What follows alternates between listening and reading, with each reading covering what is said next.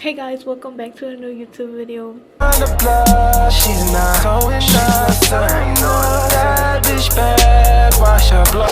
So today I will be talking about things I would have wished I knew before becoming a nail tech. So I've been a nail tech for about 3 years. I think I'm gonna turn 3 years this November. There's some things I wish I would have knew before becoming a nail tech. I have them written down before I forget. So let's get started. Okay, so the first thing I will say there's not really much talk about because I really haven't heard it. I only heard it, I actually got it because of another nail tech that pointed it out, but it's on pricing. You should for sure check on pricing on your area, and I feel like that will make it so much easier for you to find the right pricing for you located at. And I feel like that would depend a lot on your pricings.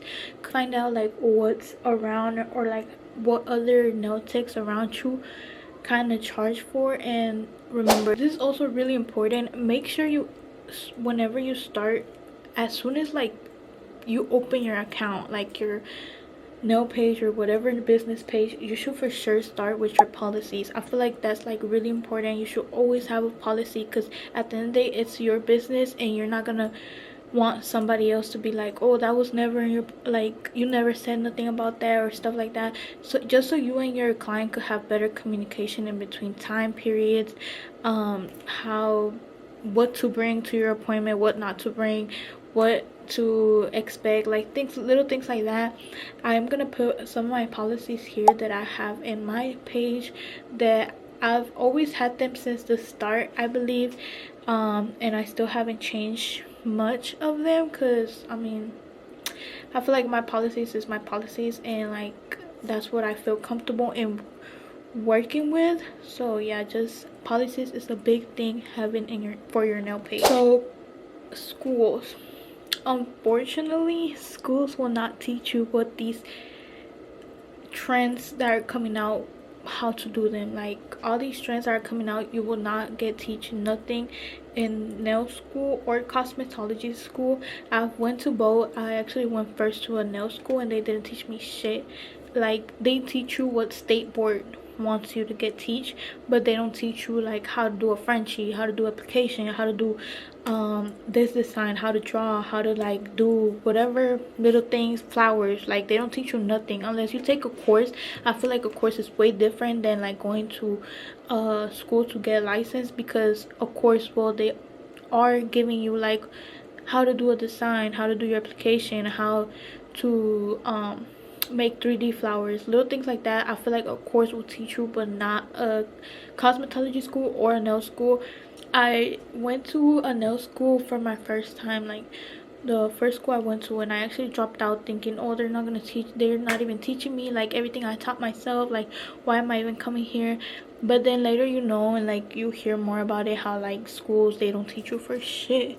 So don't expect to get teach in them schools, girl. Being a nail tech is not cheap, y'all.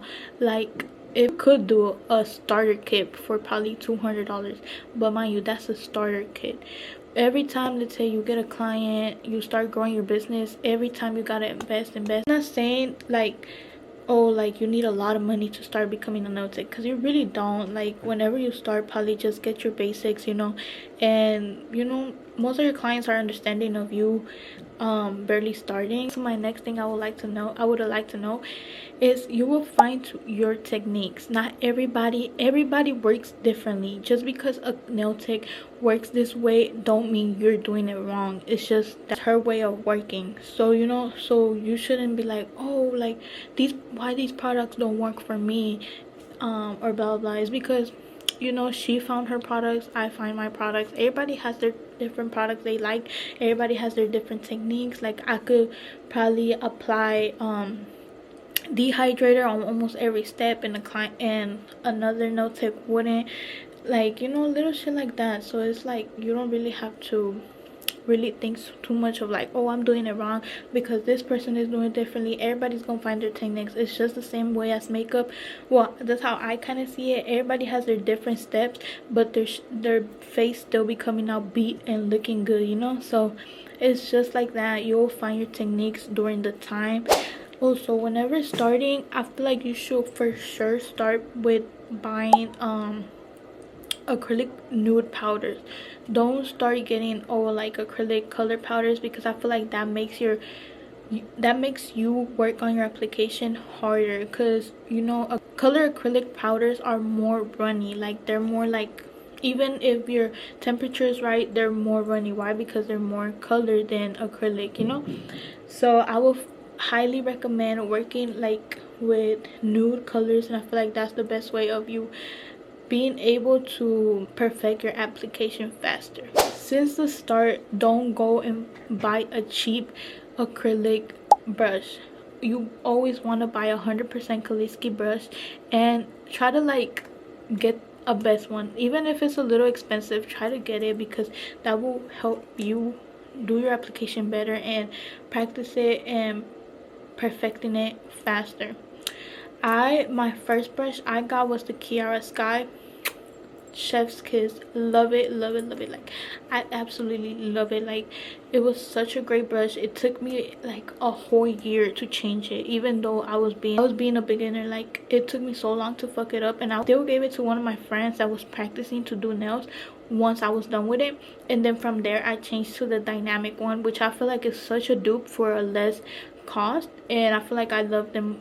They're still pretty good. I right now have this one. I went from a size 8 to a size 12, but then I did size down to size 10. Just like I said, it's what works for you best. If you feel like you work with a bigger brush, then get a bigger brush. But if you think you work with a smaller brush, then get a smaller brush. I highly recommend an 8 through a 10 whenever you're first starting, because I feel like that's kind of in between of like a small one and a big one, you know. Because with a big one I feel like it is more practice, because you do get a bigger acrylic, and it's like you gotta move quicker to like apply the application and stuff like that, which I could get that in a separate video. And then for almost everybody be asking this question a lot.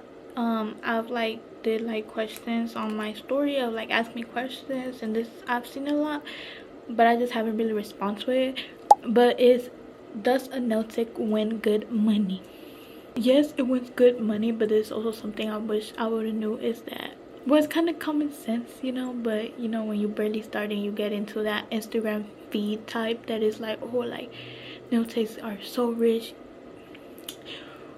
We are, you know, a nail tech has to have different ways of income. Not really of like, oh, getting a second job, because you really don't. But it's more like, oh, like doing content, all of that, because you don't always want to be the nail tech behind the table, you know. You could be the nail tech as a professor, as like little other things, you know, teaching shit like that, and you could also win good money on that.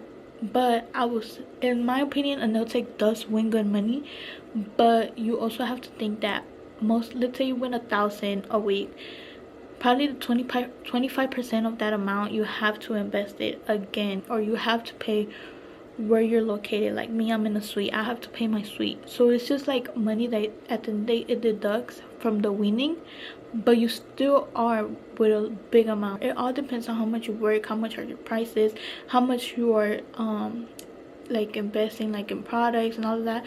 So it's a lot of numbers that you gotta like keep in mind. But it is good money, but always think that you can't just keep all that money, because at the end of the day you want also money to grow. Like you also want money to work for you. That's the whole point of you becoming in the beauty. I feel like this is the whole point of becoming in the beauty industry, is that it does give money, but you also want that money to work for you, not you just working for the money. Like opening a high yield savings account, your money, investing in properties, like, you know, little shit like that. I feel like we always want to do something we always want to invest into something, because let's say the day of tomorrow I get sick or something, I'm not going to be able to work, so I need my money that I'm making to work for me, you know. So that's something to think about. Like you can't always be the nail tech behind the table, you know. So yeah guys, so this is what my video concludes of. Hopefully these were some tips that it could help you to think and open your mind more if you're thinking of becoming a nail tech. I would say do it, risk it, girl. Like I would have never thought I was going to become a nail tech until I did it. So yeah, so hopefully y'all like this video, guys. Hopefully y'all like and subscribe, and see you in the next one. Bye.